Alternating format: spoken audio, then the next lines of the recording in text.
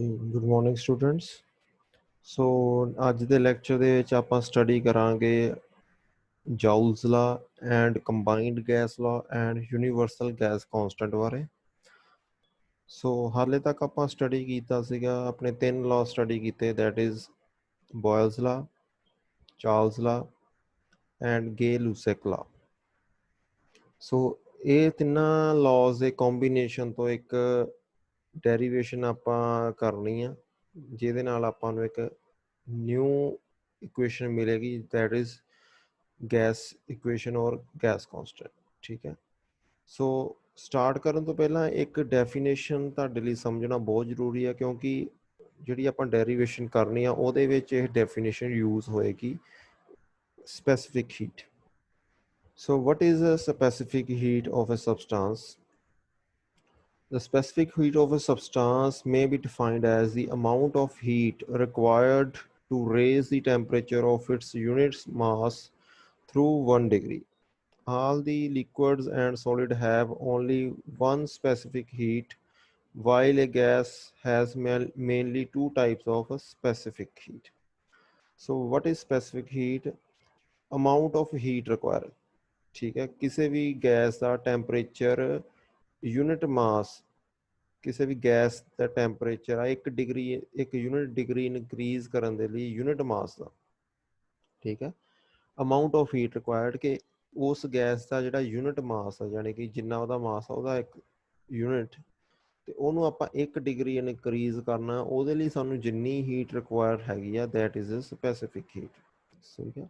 ਸੋ simple ਯਾਦ ਰੱਖਣਾ ਕਿ ਸਪੈਸੀਫਿਕ ਹੀਟ ਕੀ ਆ, ਕਿ ਹੀਟ ਰਿਕੁਆਇਰਮੈਂਟ ਆ, ਅਮਾਊਂਟ ਆਫ ਹੀਟ ਰਿਕੁਆਇਰਮੈਂਟ ਆ, ਜਦੋਂ ਆਪਾਂ ਕਿਸੇ ਗੈਸ ਦਾ ਜਿਹੜਾ ਯੂਨਿਟ ਮਾਸ ਹੈਗਾ ਆ ਉਹਦਾ ਟੈਂਪਰੇਚਰ ਯੂਨਿਟ ਇਨਕਰੀਜ਼ ਕਰਨਾ, ਯਾਨੀ ਕਿ 1 ਡਿਗਰੀ ਇਨਕਰੀਜ਼ ਕਰਨਾ ਆ ਇੱਕ ਯੂਨਿਟ ਮਾਸ ਦਾ, ਉਹ ਜਿੰਨੀ ਅਮਾਊਂਟ ਆਫ ਹੀਟ ਸਾਨੂੰ ਚਾਹੀਦੀ ਆ ਉਸ 1 ਡਿਗਰੀ ਟੈਂਪਰੇਚਰ ਨੂੰ ਇਨਕਰੀਜ਼ ਕਰਨ ਦੇ ਲਈ, ਉਹਨੂੰ ਕਹਿੰਦੇ ਆ specific heat.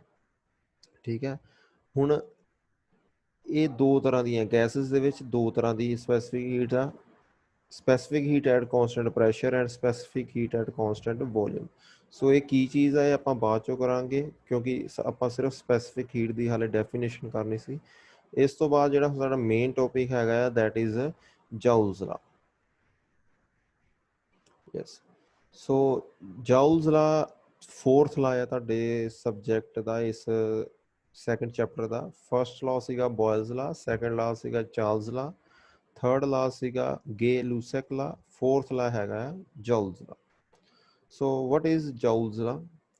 Joule's law state that the change of internal energy of a perfect gas is directly proportional to the change of temperature. ਠੀਕ ਹੈ। ਸੋ ਜਿਹੜੀ ਕਿਸੇ ਗੈਸ ਦੀ internal energy ਹੈ, change in internal energy, ਠੀਕ ਹੈ, change in internal energy of a perfect gas is directly proportional to change of temperature. ठीक है। So internal energy आप ऑलरेडी पढ़ चुके हैं कि what is internal energy. So जी चेंज इन इंटरनल एनर्जी आ that is directly proportional to change in temperature of a perfect gas. So ये ताड़ी डेरिवेशन बनेगी DE। DE का मीनिंग जिथे D आ गया यानी कि change temperature, change in temperature, DT. So DE directly proportional to DT, where DE यानी कि change in internal energy is equal to small m capital C DT। ठीक है। क्योंकि आप इत्थे गल करते पे हैं यूनिट मास की। ठीक है। Mass of gas and C is specific heat, जी आप हुणे डेफिनेशन पढ़ी आ, what is specific heat? Amount of heat required to raise the temperature of gas 1 degree of a unit mass. ठीक है। एक यूनिट मास का टैंपरेचर 1 डिग्री इनक्रीज करने के लिए किसी गैस का सानू कितनी हीट की रिक्वायरमेंट हैगी आ, दैट इज स्पैसिफिक हीट। सो ये फॉर्मूला बन जाएगा, जो आप प्रोपोर्शनैलिटी का साइन हटावांगे तो फॉर्मूला बन जाएगा DE is equal to MC/DT। So change in temperature है, यानी कि दो टैंपरेचर होंगे, टैंपरेचर वेरी करेंगे। सो ये फॉर्मूला तुहाडा बन जाएगा internal energy, change in internal energy is equal to mass into specific heat into change in temperature यानी कि T2 माइनस T1। ठीक है, T2 फ्रंट ਤੇ ਕਿਉਂ ਆਇਆ? ਕਿਉਂਕਿ ਆਪਾਂ ਸਟੱਡੀ ਕੀਤਾ ਕਿ ਆਪਾਂ ਕਿਸੇ ਗੈਸ ਦਾ ਜਿਹੜਾ ਟੈਂਪਰੇਚਰ ਹੈਗਾ ਉਹਨੂੰ ਇਨਕਰੀਜ਼ ਕਰਨਾ ਹੈ। ਠੀਕ ਹੈ, ਸੋ ਉਹਦਾ 1 ਡਿਗਰੀ ਇਨਕਰੀਜ਼ ਕਰ ਗਿਆ, ਯਾਨੀ ਕਿ ਉਹਦਾ ਟੈਂਪਰੇਚਰ ਉਸ ਗੈਸ ਦਾ ਜਿਹੜਾ ਸੈਕੰਡ ਟੈਂਪਰੇਚਰ ਜਿਹੜਾ ਇਨਕਰੀਜ਼ ਕਰਨ ਤੋਂ ਬਾਅਦ ਉਹ ਹਾਈ ਹੋ ਗਿਆ। So high temperature always first ਆਏਗਾ। So T2 minus T1। This is your ਜਾਊਜ਼ ਲਾ। ਇਹ ਤੁਹਾਡੀ ਜਾਊਜ਼ ਲਾ ਦੀ ਡੈਰੀਵੇਸ਼ਨ ਸੀ, ਸਿੰਪਲ ਜੀ ਐਂਡ ਥਿਊਰੀ ਸੀਗੀ। ਸੋ ਇਸ ਤੋਂ ਨੈਕਸਟ ਹੁਣ ਜਿਹੜਾ ਆਪਣਾ ਮੇਨ ਟੌਪਿਕ ਹੈਗਾ that is general gas equation। so what is a general gas equation? ਇੱਕ ਇਕੁਏਸ਼ਨ ਆ, ਠੀਕ ਹੈ, ਜਿਹੜੀ ਕੰਬਾਈਨਡ ਬਣੀ ਆ ਬੋਇਲਸ ਲਾ ਤੋਂ, ਚਾਰਲਸ ਲਾ ਤੋਂ ਐਂਡ ਗੇ ਲੂਸਕ ਲਾ ਤੋਂ। ਜਿਹੜੀ ਉਹਨਾਂ ਦੀਆਂ ਫਾਈਨਲ ਡੈਰੀਵੇਸ਼ਨਸ ਸੀਗੀਆਂ ਬੋਇਲਸ ਲਾ, ਚਾਰਲਸ ਲਾ ਦੇ ਜਿਹੜੇ ਰਿਜ਼ਲਟ ਸੀ ਉਹਨਾਂ ਦੇ ਤਿੰਨਾਂ ਦੇ ਕੰਬੀਨੇਸ਼ਨ ਤੋਂ ਆਪਾਂ ਇਹ ਇਕੁਏਸ਼ਨ ਬਣਾਉਣੀ ਆ। ਔਰ ਰਿਜ਼ਲਟ ਕੀ ਸੀਗੇ? This one, P directly inversely proportional to V, volume directly proportional to T, and pressure is directly proportional to T। ਠੀਕ ਹੈ, ਕੌਂਸਟੈਂਟ ਕੀ ਰਹਿੰਦਾ ਸੀ? ਤਿੰਨਾਂ ਦੇ ਵਿੱਚ ਮਾਸ ਕੌਂਸਟੈਂਟ ਰਹਿੰਦਾ ਸੀ। ਬੋਇਲਸ ਲਾ ਦੇ ਵਿੱਚ ਟੈਂਪਰੇਚਰ ਕੌਂਸਟੈਂਟ ਸੀਗਾ, ਚਾਰਲਸ ਲਾ ਦੇ ਵਿੱਚ ਪ੍ਰੈਸ਼ਰ ਕੌਂਸਟੈਂਟ ਸੀ, ਤੇ ਗੇ ਲੂਸਕ ਲਾ ਦੇ ਵਿੱਚ ਵੋਲਿਊਮ ਕੌਂਸਟੈਂਟ ਸੀ। ਠੀਕ ਆ, ਤਿੰਨੋਂ ਲਾਸ ਜਿਹੜੇ ਹੈਗੇ ਬੋਇਲਸ ਲਾ, ਚਾਰਲਸ ਲਾ ਐਂਡ ਗੇ ਲੂਸਕ ਲਾ, ਤਿੰਨਾਂ ਦੇ ਵਿੱਚ 3 ਵੇਰੀਏਬਲਸ ਆ total. First is pressure, second is volume, third is temperature. So ਇਹ ਤਿੰਨਾਂ ਜਿਹੜੇ ਵੇਰੀਏਬਲਸ ਆ, ਤਿੰਨੋਂ ਯੂਨਿਟਸ ਆ, ਇਹਨਾਂ ਦੇ ਵਿੱਚੋਂ ਕੋਈ 2 ਯੂਨਿਟ ਇੱਕ ਦੂਸਰੇ ਦੇ ਜਾਂ ਤਾਂ ਡਾਇਰੈਕਟਲੀ ਪ੍ਰੋਪੋਰਸ਼ਨਲ ਹੋਣਗੇ ਜਾਂ ਇਨਵਰਸਲੀ ਪ੍ਰੋਪੋਰਸ਼ਨਲ ਹੋਣਗੇ, ਤੇ ਜਿਹੜਾ ਤੀਜਾ ਸਾਡੇ ਕੋਲ ਬਚਦਾ ਆ ਉਹ ਹਮੇਸ਼ਾ ਕੌਂਸਟੈਂਟ ਹੋਏਗਾ। ਉਹਦੇ ਨਾਲ ਹਮੇਸ਼ਾ ਮਾਸ ਕੌਂਸਟੈਂਟ ਹੋਏਗਾ, ਯਾਨੀ ਕਿ ਜਿਹੜਾ ਸਿਸਟਮ ਹੈਗਾ ਆ ਉਹ ਕਲੋਜ਼ ਸਿਸਟਮ ਹੋਏਗਾ, ਕਿਉਂਕਿ ਮਾਸ ਟਰਾਂਸਫਰ ਨਹੀਂ ਹੋ ਰਿਹਾ, ਮਾਸ ਕੌਂਸਟੈਂਟ ਰਹਿ ਰਿਹਾ। ਠੀਕ ਆ, ਸੋ ਇਹ ਤਿੰਨੋਂ ਡੈਰੀਵੇਸ਼ਨਸ ਜਦੋਂ ਆਪਾਂ ਯਾਦ ਕਰ ਲਈਆਂ, P inversely proportional to V, volume is directly proportional to temperature, and pressure is directly proportional to temperature। ਠੀਕ ਹੈ, ਸੋ ਇਹ ਜਦੋਂ ਆਪਾਂ ਚੰਗੀ ਤਰ੍ਹਾਂ ਸਟੱਡੀ ਕਰ ਲਿਆ, ਨੈਕਸਟ ਹੁਣ ਚੀਜ਼ ਆਉਂਦੀ ਹੈ ਕਿ ਆਪਾਂ ਲਾਅ ਨੂੰ ਕਿਸ ਤਰ੍ਹਾਂ ਡਰਾਈਵ ਕਰਨਾ। So general gas equation is derived by considering the pressure, volume and temperature change simultaneously। ਠੀਕ ਹੈ, ਤਿੰਨਾਂ ਦੇ ਚੇਂਜ ਨੂੰ ਆਪਾਂ ਸਾਈਮਲਟੇਨੀਅਸਲੀ ਲੈਣਾ ਹੈ। ਸੋ ਫਸਟ ਲਾਈਨ ਕੀ ਹੈ ਜਿੱਥੋਂ ਆਪਾਂ ਇਹ ਗੈਸ ਇਕੁਏਸ਼ਨ ਡਰਾਈਵ ਕਰਨੀ ਆ? ਅਕੋਰਡਿੰਗ ਟੂ ਬੋਇਲਸ ਲਾ। ਬੋਇਲਸ ਲਾ ਦਾ ਜਿਹੜਾ ਫਾਰਮੂਲਾ ਸੀ, ਰਿਜ਼ਲਟ ਸੀ ਕੀ ਸੀ? Pressure is inversely proportional to volume, P is inversely proportional to 1/B। ਠੀਕ ਹੈ, ਸੋ ਇੱਥੇ ਆਪਾਂ ਚੇਂਜ ਕਰਤਾ, ਇੰਟਰਚੇਂਜ ਕਰਤਾ, ਸੋ ਇਹ ਬਣ ਗਿਆ volume is inversely proportional to pressure. ਠੀਕ ਹੈ, ਸੋ ਇਹ ਚੀਜ਼ ਤੋਂ ਬਾਅਦ ਨੈਕਸਟ ਕੀ ਆ? ਅਕੋਰਡਿੰਗ ਟੂ ਚਾਰਲਸ ਲਾ। ਚਾਰਲਸ ਲਾ ਦੇ ਅਕੋਰਡਿੰਗ ਕੀ ਸੀਗਾ ਕਿ ਜਿਹੜਾ ਵੋਲਿਊਮ ਤੇ ਟੈਂਪਰੇਚਰ ਹੈਗਾ ਆ ਉਹ ਇੱਕ ਦੂਸਰੇ ਦੇ ਡਾਇਰੈਕਟਲੀ ਪ੍ਰੋਪੋਰਸ਼ਨਲ ਆ। ਠੀਕ ਹੈ, ਸੋ ਇਹ ਦੋ ਇਕੁਏਸ਼ਨ ਯੂਜ਼ ਕਰ ਲਈਆਂ। ਦੋ ਇਕੁਏਸ਼ਨ ਜਿਹੜੀਆਂ, ਦੋ ਲਾ ਸੀਗੇ ਸਾਡੇ, ਬੋਇਲਸ ਲਾ ਤੇ ਚਾਰਲਸ ਲਾ, ਉਹਨਾਂ ਦੇ ਜਿਹੜੇ ਫਾਈਨਲ ਰਿਜ਼ਲਟ ਸੀਗੇ, ਐਂਡ ਰਿਜ਼ਲਟ ਸੀ, ਉਹ ਆਪਾਂ ਯੂਜ਼ ਕਰ ਲਏ। ਠੀਕ ਹੈ, ਹੁਣ ਇਹ ਦੋਨਾਂ ਲਾਜ਼ ਨੂੰ ਆਪਾਂ ਕੰਬਾਈਨ ਕਰ ਦੇਣਾ ਤੇ ਸਾਡੇ ਕੋਲ ਇੱਕ ਨਵੀਂ ਇਕੁਏਸ਼ਨ ਕੀ ਬਣੇਗੀ? ਦਿਸ is equation 1, this is second equation. ਠੀਕ ਹੈ, ਸੋ ਕੀ ਬਣੀ ਇਕੁਏਸ਼ਨ ਸਾਡੇ ਕੋਲ? V directly proportional to 1/P।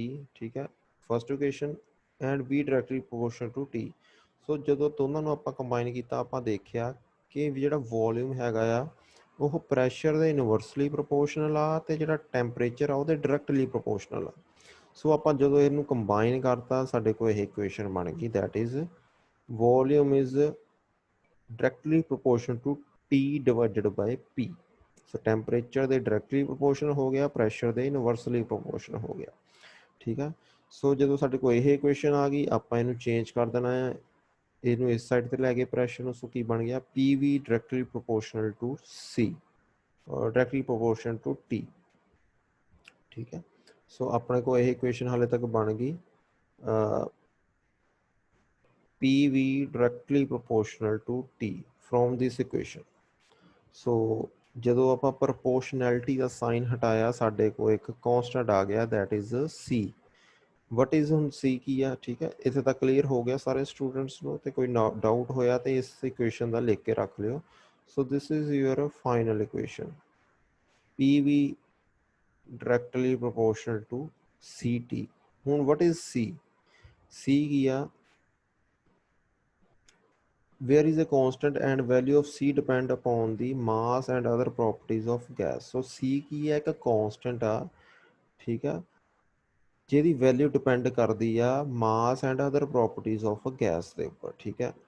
If V is the volume of unit mass of the gas, then the above constant C is represented by another constant R, which is known as characteristic gas constant or simply gas constant. Clear? ਹਾਂਜੀ। ਸੋ ਅਗਰ ਆਪਾਂ ਕਿਸੇ gas ਦੇ unit ਮਾਸ ਦੇ ਉੱਪਰ ਇਹ volume consider ਕਰਦੇ ਹਾਂ ਕਿ ਉਸ ਗੈਸ ਦਾ ਜਿਹੜਾ ਵੋਲਿਊਮ ਆ ਯੂਨਿਟ ਮਾਸ ਹੈਗਾ ਆ, ਤਾਂ ਜਿਹੜਾ C ਕਾਂਸਟੈਂਟ ਆ, ਜਿਹੜਾ ਸਾਡੇ ਕੋਲ ਇੱਥੇ C ਕਾਂਸਟੈਂਟ ਆਇਆ ਆ, ਉਹਨੂੰ ਆਪਾਂ ਰਿਪਲੇਸ ਕਰ ਦਿੰਦੇ ਆ R ਦੇ ਨਾਲ। R ਕੀ ਆ? Gas constant, universal gas constant, ਠੀਕ ਹੈ। ਉਹ ਸਿੰਪਲ ਆਪਾਂ ਨੂੰ ਕਹਿੰਦੇ ਆ ਗੈਸ ਕਾਂਸਟੈਂਟ। ਸੋ ਸਾਡੇ ਕੋਲ ਜਿਹੜੀ ਇਕੁਏਸ਼ਨ ਹੈਗੀ ਆ this one, PV is equal to CT, ਇਹ ਸਾਡੇ ਕੋਲ ਬਣ ਜਾਏਗੀ equation PV is equal to RT, ਠੀਕ ਹੈ। ਸੋ ਜਦੋਂ ਆਪਾਂ 2 ਜਾਂ 3 ਡਿਫਰੈਂਟ ਤਰ੍ਹਾਂ ਦੀ ਗੈਸਿਸ ਦੇ ਉੱਪਰ ਜਾਂ ਚੇਂਜ ਇਨ ਟੈਂਪਰੇਚਰ, ਚੇਂਜ ਇਨ ਵੋਲਿਊਮ, ਚੇਂਜ ਇਨ ਪ੍ਰੈਸ਼ਰ ਦੇ ਉੱਪਰ ਗੱਲ ਕਰਾਂਗੇ, ਸੋ ਸਾਡੇ ਕੋਲ ਇਕੁਏਸ਼ਨ ਜਿਹੜੀ ਫਾਈਨਲ ਇਕੁਏਸ਼ਨ ਬਣੇਗੀ, ਉਹ ਇਕੁਏਸ਼ਨ ਸਾਡੇ ਕੋਲ ਬਣ ਜਾਏਗੀ P1 V1 divided by T1 is equal to P2 V2 divided by T2। ਸੋ ਇਹ ਸਾਡੇ ਕੋਲ ਇੱਕ ਫਾਈਨਲ ਇਕੁਏਸ਼ਨ ਆ ਜਾਏਗੀ। ਸੋ ਇਸ ਇਕੁਏਸ਼ਨ ਨੂੰ ਹੀ ਆਪਾਂ ਕਹਿੰਦੇ ਆ ਕੰਬਾਈਨ ਗੈਸ ਲਾ, ਠੀਕ ਹੈ। So this is equation is called combine gas law, ਔਰ ਜਿਹਨੂੰ ਆਪਾਂ ਕਹਿ ਸਕਦੇ ਹਾਂ ਜਨਰਲ ਗੈਸ ਇਕੁਏਸ਼ਨ। ਸੋ ਦੋਨੋਂ ਨਾਮਸ ਨੇ, ਐਗਜ਼ਾਮ ਦੇ ਵਿੱਚ ਆ ਸਕਦਾ ਹੈ ਕਿ ਡਰਾਈਵ ਜਨਰਲ ਗੈਸ ਇਕੁਏਸ਼ਨ ਔਰ ਕੰਬਾਈਨਡ ਗੈਸ ਲਾ, ਠੀਕ ਹੈ। ਸੋ ਕਨਫਿਊਜ਼ ਨਹੀਂ ਹੋਣਾ, ਸਿੰਪਲ ਬੋਇਲਜ਼ ਲਾ ਤੇ ਚਾਰਲਸ ਲਾ ਦੇ ਫਾਰਮੂਲੇ ਨੂੰ ਕੰਬਾਈਨ ਕਰਤਾ ਗਿਆ ਹੈ, ਤੇ ਜਦੋਂ ਕੰਬਾਈਨ ਕਰਤਾ ਪ੍ਰੋਪੋਰਸ਼ਨੈਲਿਟੀ ਦੇ ਸਾਈਨ ਨੂੰ ਹਟਾ ਕੇ ਆਪਾਂ C ਯੂਜ਼ ਕਰ ਲਿਆ। C ਇਜ਼ ਅ ਕਾਂਸਟੈਂਟ ਜਿਹਦੀ ਵੈਲਿਊ ਡਿਪੈਂਡ ਕਰਦੀ ਹੈ ਗੈਸ ਦੇ ਮਾਸ ਤੇ ਹੋਰ ਪ੍ਰੋਪਰਟੀਜ਼ ਤੇ। ਸੋ ਅਗਰ ਆਪਾਂ ਇੱਕ ਯੂਨਿਟ ਮਾਸ ਦੇ ਉੱਪਰ ਇਹ ਸਟੱਡੀ ਕਰਦੇ ਪਏ ਹਾਂ, ਇਸ ਲਾਅ ਦੀ ਸਟੱਡੀ ਕਰਦੇ ਪਏ ਹਾਂ, ਤੇ ਆਪਾਂ C ਨੂੰ ਹਟਾ ਕੇ R ਰਿਪਲੇਸ ਕਰ ਦਾਂਗੇ ਵਿਚ ਇਜ਼ ਗੈਸ ਕਾਂਸਟੈਂਟ, ਠੀਕ ਹੈ। So what is value of R? R ਇੱਕ ਗੈਸ ਕਾਂਸਟੈਂਟ ਆ, ਸੋ ਇਹਦੀ ਇੱਕ ਵੈਲਿਊ ਹੋਏਗੀ, ਉਹ ਆਪਾਂ ਆਉਣ ਵਾਲੇ ਲੈਕਚਰਸ ਦੇ ਵਿੱਚ ਡਰਾਈਵ ਕਰਾਂਗੇ। ਸੋ R ਇੱਕ ਗੈਸ ਕਾਂਸਟੈਂਟ ਹੈ, ਇਹਦੀ ਇੱਕ particular value, fixed value, constant value ਹੈਗੀ ਆ। ਸੋ ਆਪਾਂ ਆਉਣ ਵਾਲੇ ਲੈਕਚਰਸ ਦੇ ਵਿੱਚ ਉਹ ਡਰਾਈਵ ਕਰਾਂਗੇ ਕਿ what is value of R। So simply PV is equal to RT। So ਜਦੋਂ ਆਪਾਂ ਇਸ ਇਕੁਏਸ਼ਨ ਸੋਲਵ ਕਰਾਂਗੇ, ਸੋ ਇਹ ਸਾਡੇ ਕੋਲ ਫਾਈਨਲ ਇਕੁਏਸ਼ਨ ਆਏਗੀ, that is P1 V1 divided by T1 is equal to P2 V2 divided by T2। This is your combined gas law or general gas equation। ਹੁਣ next lectures ਦੇ ਵਿੱਚ ਆਪਾਂ ਜਿਹੜਾ ਗੈਸ ਕਾਂਸਟੈਂਟ ਆ, ਜਿਹੜੀ R ਦੀ value ਆ, ਉਹ ਆਪਾਂ ਡਰਾਈਵ ਕਰਾਂਗੇ। So this is your R value 287 joule per kg kelvin, ਠੀਕ ਹੈ। ਕਿਸ ਤਰ੍ਹਾਂ ਡਰਾਈਵ ਹੋਈ ਆਪਾਂ ਨੈਕਸਟ ਲੈਕਚਰਸ ਦੇ ਵਿੱਚ ਸਟੱਡੀ ਕਰਾਂਗੇ, ਠੀਕ ਹੈ। ਇਸ ਤੇ ਤੱਕ ਕੋਈ ਕਿਸੇ ਸਟੂਡੈਂਟ ਨੂੰ ਡਾਊਟ ਹੋਇਆ ਤੇ ਆਪਣੇ ਡਾਊਟਸ ਨੋਟ ਡਾਊਨ ਕਰਕੇ ਰੱਖ ਲਿਓ, ਤੇ ਆਪਾਂ ਜ਼ੂਮ ਸੈਸ਼ਨ ਦੇ ਵਿੱਚ ਜਦੋਂ ਲਾਈਵ ਹੋਵਾਂਗੇ ਤਾਂ ਫਿਰ ਤੁਹਾਡੇ ਡਾਊਟਸ ਲਵਾਂਗੇ, ਠੀਕ ਹੈ। So next lecture wood B on gas constant, ਠੀਕ ਹੈ। Thank you.